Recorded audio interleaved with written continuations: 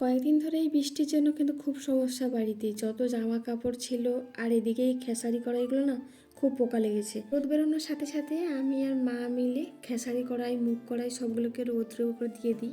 আর কিছু দুপুরে রান্নার জন্য যে জ্বালানিপত্র ছিল সেগুলোকে রোদে দিই, কারণ আমাদের উনুনে রান্না হয় আর এই বর্ষাকালে না খুব অসুবিধা হয়।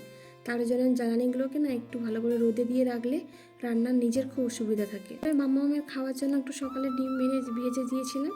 ও ডিম ভাজা খাবে, নিজেও খাওয়া দাওয়া করে বাগান থেকে বেশ টাটকা টাটকা আজকে সবজি তুললাম। আজকে মা বলেছিল যে এই ডাঁটা দিয়ে চিংড়ি দিয়ে রান্না করার জন্য, আর একটু ভেড়ি দিয়ে কচু দিয়ে মাছের টক করার জন্য। এই পুরো লাউ ডাঁটাগুলো না প্রচুর হয়েছে, কিন্তু এতে লাউ ধরছে আর খসে পড়ে যাচ্ছে, তার জন্য এগুলোকে সব খাওয়া হয়ে যাচ্ছে। এখানে না লাউ শাকটা এত নরম ছিল, কাটতে না বেশ ভালো লাগছিল। বাড়িতে আজকে রোয়ার কাজ চলছে, না হলে মা বাড়িতে থাকলে তো সবজিগুলোকে এমনিতেই মা কেটে দিত।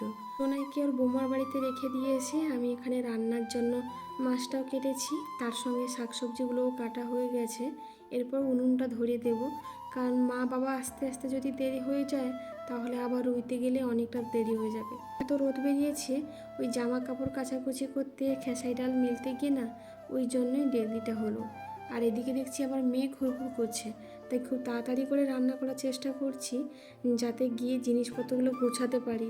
এই বৃষ্টি যদি আসে এক পাল্লা তাহলে সব জামা কাপড় ভিজে যাবে। দুপুরে খাওয়া দাওয়া শেষ করে দেখি মা আর বাবা মিলে আমাদের কাছে এটা লাস্ট কাঁঠাল ছিল, ওটা পেরে এনেছে। বেশ বড় সাইজের কাঁঠালটা।